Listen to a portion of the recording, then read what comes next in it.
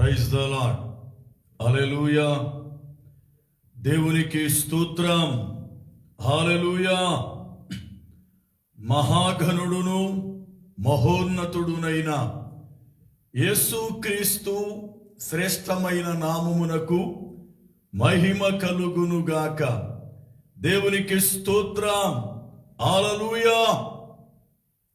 ప్రభువునందు ప్రియులారా, దేవుని మహా ఉచితమైన కృపను బట్టి ఆయన యొక్క సన్నిధానములో ఈ దినమున దేవుని వాక్యాన్ని వినడానికి ప్రభువు మనకిచ్చిన గొప్ప కృపను బట్టి దేవునిని స్తుతిస్తూ ఉన్నాను.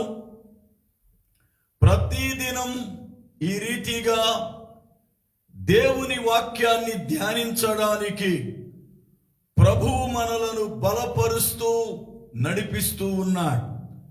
ప్రియులారా, గత 2 రోజులుగా యేసుక్రీస్తు యొక్క జననాన్ని గూర్చిన విషయాలను నేర్చుకుంటున్నాం. ప్రభువు ఆయన జననములో ఉన్నటువంటి శ్రేష్టమైన సంగతులను మనతో మాట్లాడుతూ ఉన్నారు. దేవునికి స్తోత్రం. హల్లెలూయా. ప్రభువునందు ప్రియులారా, ఈ రాత్రి కూడా దేవుని యొక్క లేఖనాలు వినడానికి సిద్ధపడదాం. యేసుక్రీస్తు వారి యొక్క జననాన్ని గూర్చి ఇప్పటికే ఎన్నో పర్యాయాలు, ఎన్నో వర్తమానాలు మనం విన్నాం. ఆయన పుట్టుకలో ఎన్నో కోణాలు పరిశుద్ధ గ్రంథములు మనకు కనబడుతూ ఉన్నాయి. అయితే మనము గత 2 దినాలుగా 2 కోణాలను ధ్యానము చేశాం. ఈ దినం ఆయన పుట్టుక దేనిని తెలియజేస్తూ ఉందో, లేక ఆయన పుట్టుకలో ఉన్నటువంటి మర్మం ఏమిటో మరి యొక్క కోణాన్ని ఈ రాత్రి ధ్యానము చేద్దాం. చూడండి, వాక్య గ్రంథములో నుండి లూకా సువార్త 2వ అధ్యాయము 34వ వచనం. పరిశుద్ధ గ్రంథములో నుండి లూకా సువార్త 2వ అధ్యాయము 34వ వచనం. సిమెయోను వారిని దీవించి, ఇదిగో అనేక హృదయాలోచనలు బయలుపడునట్లు ఇశ్రాయేలీలలో అనేకులు పడుటకును తిరిగి లేచుటకును వివాదాస్పదమైన గుర్తుగా ఈయన నియమింపబడి ఉన్నాడు. ప్రార్థన చేసుకుందాం. మహాఘనుడవైన మా పరమ తండ్రి, నీ శ్రేష్టమైన ఉన్నతమైన నామమునకై స్తోత్రాలు, వందనాలు తెలియజేస్తూ ఉన్నా. మీ అత్యంతమైన కృపను బట్టి ఈ రాత్రి కాలము వేళ దైవజనునిగా మీకును వాక్యము వింటున్న ప్రజలకును మధ్య నిలబడి ఉన్నాను. ప్రభువా, నన్ను జ్ఞాపకం చేసుకొని వాక్యాన్ని వింటున్న ప్రజలతో మీరు మాట్లాడి మహిమ పొందుమని యేసు నామమున ప్రార్థిస్తున్నాను పరమ తండ్రి. దేవునికి స్తోత్రం. హల్లెలూయా. దేవుని యొక్క లేఖనములో మనము చదువుకున్నటువంటి ఈ మాట ఒక శ్రేష్టమైనటువంటి ప్రవచనానుసారమైన మాట. యేసు ప్రభువారు జన్మించక ముందు కొన్ని వందల ప్రవచనాలు, కొన్ని వందల సంవత్సరాలకు పూర్వమే ప్రవచించబడ్డాయి. అయితే ఆయన పుట్టిన తరువాత కూడా కొంతమంది ఆత్మపూర్ణులై ఆయన భవిష్యత్ కాలములో చేయబోయే కార్యాలను గూర్చి ప్రవచించారు. మనము మొదటి రాత్రి ధ్యానించినది ఒక ప్రవచనం. దానిని జకర్యా యాజకుడు ప్రవచించాడు. ఈ రాత్రి మనము ధ్యానించబోయేది సుమయోను అనబడుతున్న మరొక యాజకుడు. ఈయన ప్రవచనములో ఉన్నటువంటి ప్రవచనం ఏది అంటే, పుట్టినటువంటి ఈ ప్రభువారు ఎలాంటి వారు అని అంటే, ఇశ్రాయేలీలలో అనేక మంది పడుటకును లేపబడుటకును వివాదాస్పదమైన గుర్తుగా ఈయన నియమింపబడ్డాడు అని. వివాదాస్పదం అనగా ఒక గొడవ, లేక ఒక పోరాటం, లేక ఒక యుద్ధం.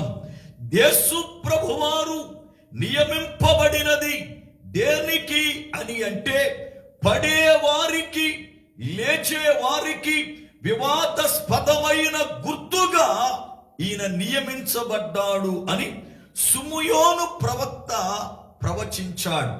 యేసు ప్రభువారు జన్మించిన తరువాత యేసు ప్రభువారికి 8వ దినమున సున్నతి జరిగింది. సున్నతి జరిగి పేరు పెట్టబడిన తరువాత ఇశ్రాయేలీలకు ఇవ్వబడిన ఆచారమును బట్టి యేసు ప్రభువారిని 40 రోజుల తరువాత దేవాలయానికి తీసుకుని వెళ్ళారు. గమనించండి, దేవుని వాక్యమును బట్టి దేవుడు నియమించినటువంటి నియమం, ఒక స్త్రీ మగబిడ్డను కంటే ఆ స్త్రీ 7 రోజులు పురుటిరాలై ఉండాలి. 8వ దినమున స్నానము జరగాలి. బాగా గమనించాలి. చాలా మంది 8వ రోజున పురుటి స్నానం అని అంటే అది ఏదో ఆచారబద్ధకముగా చేస్తున్నారు అనుకుంటారు. ఆచారము కాదు, ప్రభువు నియమించిన నియమం అది. 8వ రోజున పురుటి స్నానం జరగాలి. అలాగునే మగబిడ్డ అయితే స్నానమైన దగ్గర నుండి 33 రోజులు ఆ స్త్రీ ఇంటిలోనే ఉండాలి. 33 రోజుల తరువాత ఆమె ఆ బిడ్డను తీసుకొని దేవుని యొక్క మందిరానికి యాజకుని యొద్దకు వెళ్ళాలి. వారు ధనము కలిగిన వారైతే, అనగా ఆ యొక్క బిడ్డ పుట్టినటువంటి కుటుంబం ధనిక కుటుంబం అయితే ఒక గొర్రె పిల్లను బలి అర్పించాలి. లేదా వారు పేదవారు అయితే 2 తెల్లని పావురాలను గాని గువ్వలను గాని బలి అర్పించాలి. ఈ కట్టడను బట్టి యేసు ప్రభువారికి శుద్ధి దినములు నిండిన తరువాత యేసు ప్రభువు పుట్టిన తల్లి మరియా కుటుంబం బీద కుటుంబము గనుక, వారు లేనివారు గనుక యేసు ప్రభువుని తీసుకొని జత పావురాలను తీసుకొని వారు మందిరానికి వెళ్ళారు. చూడండి వాక్య గ్రంథమును, లేవీ కాండము 12వ అధ్యాయం 1వ వచనము నుండి 4వ వచనం వరకు. లేవీ కాండము 12వ అధ్యాయము 1 నుండి 4 వరకు. మరియు యెహోవా మోషేకు ఈలాగు సెలవిచ్చెను, నీవు ఇశ్రాయేలీలతో ఇట్లనుము, ఒక స్త్రీ గర్భవతి అయి మగ పిల్లను కనిన ఎడల ఆమె 7 దినములు పురిటాలై ఉండవలెను. ఆమె తాను ముట్టుదై కడగా నుండు దినముల లెక్కను బట్టి పురిటాలై ఉండవలెను. 8వ దినమున బిడ్డకు సున్నతి చేయింపవలెను. ఆమె తన రక్త శుద్ధి కొరకు 33 దినములు ఉండి తన రక్త శుద్ధి దినములు సంపూర్ణమగు వరకు ఆమె పరిశుద్ధమైన దేనినైనను ముట్టకూడదు.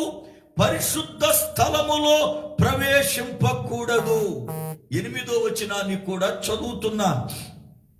ఆమె గొర్రె పిల్లను తేజాలని ఎడల ఆమె 2 తెల్ల గువ్వలనైనను 2 పావురపు పిల్లలనైనను దహన బలిగా ఒకదానిని, పాప పరిహారార్థ బలిగా ఒకదానిని తీసుకుని రావలెను. యాజకుడు ఆమె నిమిత్తం ప్రాయశ్చిత్తము చేయగా ఆమెకు పవిత్రత కలుగును. దేవునికి స్తోత్రం, హల్లెలూయా. ఇశ్రాయేలీలలో దేవుడు నియమించిన కట్టడ, ఒక స్త్రీ గర్భిణి అయి బిడ్డను గంటే ఆ బిడ్డ మగబిడ్డ అయితే ఆ బిడ్డకు 8వ దినమున సున్నతి చేయించాలి. సున్నతి ఆచారం అబ్రహాముతో దేవుడు ప్రారంభింపచేశాడు. అయితే ఆమె 33 దినములు ఉండి ఆ తరువాత తన పవిత్రత కొరకై, శుద్ధీకరణ కొరకై కుమారుని తీసుకొని యాజకుని దగ్గరకు రావాలి. అలాగునే మరియా యోసేపులు కూడా యేసు ప్రభువునకు ఆ యొక్క శుద్ధి దినములు పూర్తి అగుచున్నప్పుడు, అనగా 40 దినములు గడిచిన తరువాత ఆయనను తీసుకొని మందిరానికి వచ్చారు. వారు బహు బీదవారు అని తెలియపరచడానికి ముంగుర్తేమిటి అంటే, వారు గువ్వలను తీసుకొచ్చినట్లుగా దేవుని వాక్యములో మనం చూస్తాం. అనగా యేసు ప్రభువారు గొప్ప ఐశ్వర్యవంతుడై, గొప్ప దేవుడై, సర్వ సృష్టికి కారణ జన్ముడై, ఆయన రాసుల కుటుంబమున జన్మించలేదు, కానీ రాజవంశీకులుగా ఉన్న యూదా గోత్రములో కడు బీద వారి ఇంట ఆయన జన్మించాడు. చూడండి, వాక్య గ్రంథమును చదువుతూ ఉన్నాను. లూకా సువార్త 2వ అధ్యాయము 21 నుండి చదువుతున్నాను. లూకా సువార్త 2వ అధ్యాయము 21 నుండి. ఆ శిశువునకు సున్నతి చేయవలసిన 8వ దినము వచ్చినప్పుడు, గర్భమందాయన పడకముందు దేవదూత చేత పెట్టబడిన యేసు అను పేరు వారు ఆయనకు పెట్టిరి. మోషే ధర్మశాస్త్రము చొప్పున వారు తమ్మును శుద్ధి చేసుకొని దినములు గడచినప్పుడు ప్రతి తొలుచూలు పిల్ల ప్రభువుకు ప్రతిష్ఠ చేయబడవలెను అని ప్రభువు ధర్మశాస్త్రమందు వ్రాయబడినట్టు ఆయనను ప్రభువుకు ప్రతిష్ఠించుటకు ప్రభువు ధర్మశాస్త్రమందు చెప్పబడినట్టు గువ్వల జతనైనను 2 పావురపు పిల్లలనైనను బలిగా సమర్పించుటకును వారు ఆయనను యెరూషలేమునకు తీసుకొని వచ్చిరి. అనగా యేసు ప్రభువారిని వారు శుద్ధీకరణ ఆచార ప్రకారముగా తొలిచూలి సంతానాన్ని దేవునికి ప్రతిష్ఠించున్నట్లుగా వారు యెరూషలేములో ఉన్న దేవాలయానికి తీసుకొచ్చారు. యేసు ప్రభువారు ఐశ్వర్యవంతుడై ఎందుకు బీదవాడిగా జన్మించాడు అని అంటే, వాక్యం బోధిస్తుంది. పౌలు గారు అంటాడు, కొరింథీలకు రాసిన 2వ పత్రిక చూడండి దయచేసి. కొరింథీలకు రాసిన 2వ పత్రిక 8వ అధ్యాయము 9వ వచనం. మీరు మన ప్రభు అయిన యేసుక్రీస్తు కృపను ఎరుగుదురు కదా, ఆయన ధనవంతుడయుండియు మీరు తన దారిద్ర్యము వలన ధనవంతులము కావలెనని మీ నిమిత్తము దరిద్రుడాయను. మనము ధనవంతులము కావాలనని మన నిమిత్తం ఆయన దరిద్రుడుగా, బీదవాడిగా, పేదవాని కుటుంబములు జన్మించాడు. దేవునికి స్తోత్రం, హల్లెలూయా. దేవుని యొక్క వాక్యములో వారు యెరూషలేమునకు తీసుకొని వచ్చినప్పుడు ఆ కాలమందు సుమయోను అనబడుతున్న ఆత్మపూర్ణుడును నీతిమంతుడును భక్తి పరుడునైన యాజకుడు అక్కడ ఉన్నాడు. ఆయనకు పరిశుద్ధాత్మ దేవుడు ఏమని బోధించాడంటే, యేసు ప్రభువుని చూడక ముందు నీవు మరణించవు అని తెలిపాడు. అందును బట్టి యేసు ప్రభు వారి యొక్క రాక కొరకై ఆయన ఎదురు చూస్తూ ఉన్నాడు. ప్రియులారా, మరియా యోసేపులు యేసు ప్రభు వారిని తీసుకొని మందిరానికి వచ్చినప్పుడు దేవుని యొక్క గొప్ప కార్యం, ఈ యాజకుడైన సుమయోను యేసు ప్రభువుని పసిబాలునిగా ఉండగా తన చేతులతో ఎత్తుకొని దేవునిని స్తుతించాడు. దేవునికి స్తోత్రం, హల్లెలూయా. లూకా సువార్త 2వ అధ్యాయం 28వ వచనం. లూకా సువార్త 2వ అధ్యాయం 28వ వచనం. అంతటా ధర్మశాస్త్ర పద్ధతి చొప్పున ఆయన విషయమై జరిగించుటకు తల్లిదండ్రులు శిశువైన యేసుని దేవాలయములోనికి తీసుకొని వచ్చినప్పుడు అతడు తన చేతులలో ఆయనను ఎత్తుకొని దేవుని స్తుతించుచు. నిజముగా ఒక అద్భుతమైన సన్నివేశం. దేవుడు మనలను ఎత్తుకుంటాడు. ఆయన ముదిమి వచ్చు వరకు నిన్ను చంకపెట్టువాడను నేనే అని వాగ్దానం చేశాడు. కానీ ఒక యాజకునికి, ఒక దైవజనునికి పసిబాలునిగా ఉన్న ప్రభువును ఎత్తుకొనే గొప్ప కృప, గొప్ప అవకాశం ఆయనకు దొరికింది. యేసు ప్రభు వారిని చేతులతో ఎత్తుకొని ఆయనను స్తుతిస్తూ, ఆయనను ఘనపరుస్తూ ఉండగా ఆత్మపూర్ణుడై పరిశుద్ధాత్మ చేత ప్రవచించాడు. నిజముగా ప్రియులారా, యేసు ప్రభువుని ఎత్తుకున్న సుమయోను హస్తములు ఎంత ధన్యమైనవి. యేసు ప్రభుని ఎత్తుకొని స్తుతిస్తున్న సుమయోను జీవితం ఎంత శ్రేష్టమైనది.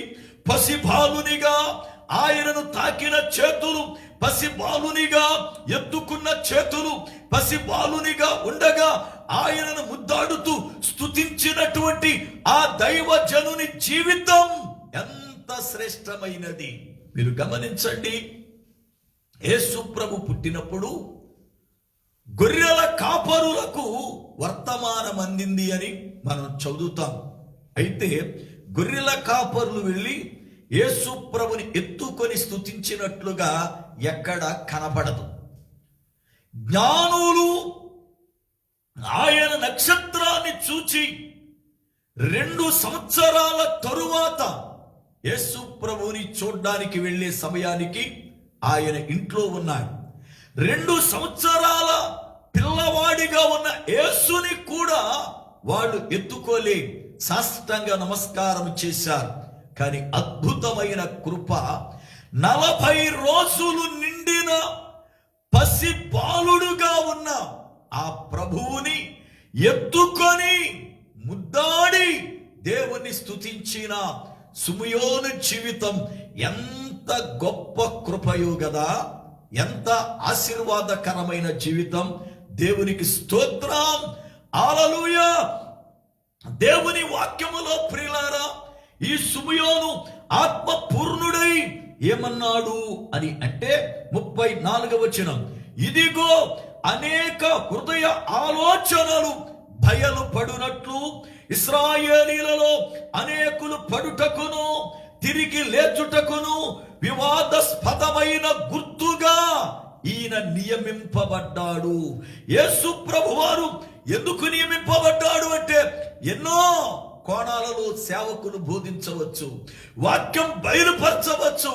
అయితే ఒక కోణం ఏమిటి అంటే, ఈయన గొడవలకు ఒక గుర్తు అని. దేవునికి స్తోత్రం. యేసు ప్రభువారు సువార్త చెప్పే దినాలలో ఒక మాట చెప్పారు, నేను సమాధానమును ఇవ్వడానికి రాలా, అగ్ని వెయ్యడానికి వచ్చా. మీ మధ్యన తల్లికి కుమార్తెకు, తండ్రికి కుమారునికి విరోధ భావమును పుట్టిస్తా అని ప్రభు చెప్పాడు. అనగా ఏమిటి దాని అర్థం? యేసు ప్రభువారు రక్షకుడిగా పుట్టాడు, యేసు ప్రభువారు సమాధానకర్త అని పేరు పెట్టబడుతుందన్నారు. అలాంటప్పుడు ఈయన వివాదాస్పదమైన గుర్తుగా జన్మించడానికి కారణమేమిటి? పడేవారికి లేచేవారికి అన్నాడు. ఎవరు పడేవారు? పడేవారు ఉన్నారా? యేసు ప్రభువుని బట్టి పడేవారు ఎవరు? చూడండి వాక్య గ్రంథాన్ని. పేతురు రాసిన మొదటి పత్రిక 2వ అధ్యాయం 7-8 వచ్చిన. పేతురు రాసిన మొదటి పత్రిక 2వ అధ్యాయం 7-8 వచనాలు. విశ్వసించుచున్న మీకు ఆయన అమూల్యమైన వాడు. విశ్వసింపని వారైతే ఇల్లు కట్టువారు ఏ రాతిని నిషేధించిరో అదే మూలకు తలరాయి ఆయను, మరియు అది అడ్డురాయియు అడ్డు బండయు ఆయను. గమనించాలి ఇప్పుడు 8వ వచనాన్ని. కట్టువారు వాక్యమున కవిధేయులై త్రొట్టిల్లుచున్నారు, దానికే వారు నియమింపబడిరి. దేవునికి స్తోత్రం. 8వ వచనములో వ్రాయబడిన మాట కట్టువారు అనగా ఎవరైతే ఇల్లు కడుతూ ఉన్నారో, ఇల్లు కడుతున్నటువంటి వారు వాక్యమున కవిధేయులైతే వారు త్రొట్టిల్లుతున్నారు అనగా అర్థం పడిపోతూ ఉన్నారు. దేవుని యొక్క లేఖనములో వాక్యమున కవిధేయులు అనేక మంది, వాక్యానికి విధేయత కలిగిన వారు నేటి దినాల్లో కనబట్టలా. ఎవరికి వారే మాకు వాక్యం తెలుసని, ఎవరికి వారే మేము పరిశుద్ధులమని, ఎవరికి వారే మేమే గొప్పవారమని తలస్తా ఉన్నారు. ఇలాంటి స్వభావం కోరాహు యొక్క స్వభావం. నేడు అనేకులలో కోరాహు యొక్క ఆత్మ పనిచేస్తూ ఉంది. ఏంటి కారణం అని అంటే, కోరాహు పైన ఏ దుష్టాత్మ పనిచేసిందో ఆ దుష్టాత్మ ఈనాడు అనేక మంది సేవకుల మీద గాని విశ్వాసుల మీద గాని పనిచేస్తుంది.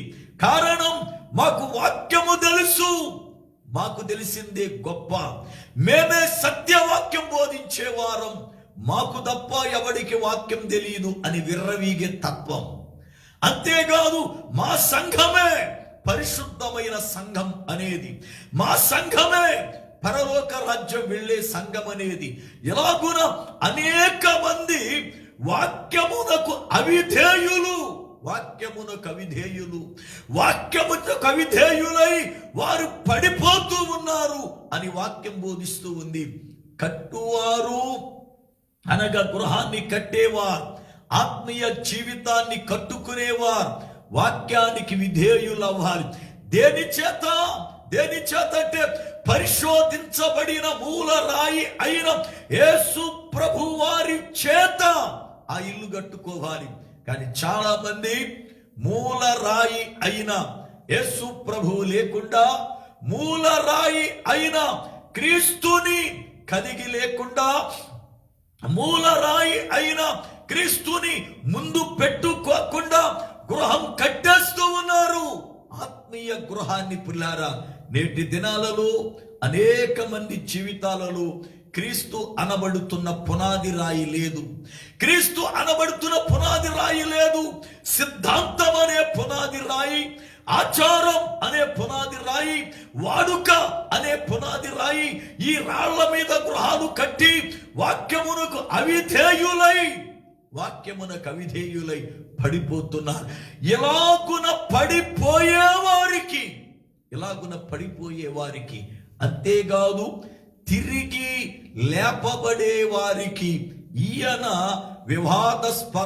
వివాదాస్పదమైన గుర్తు అని వాక్యం బోధిస్తుంది.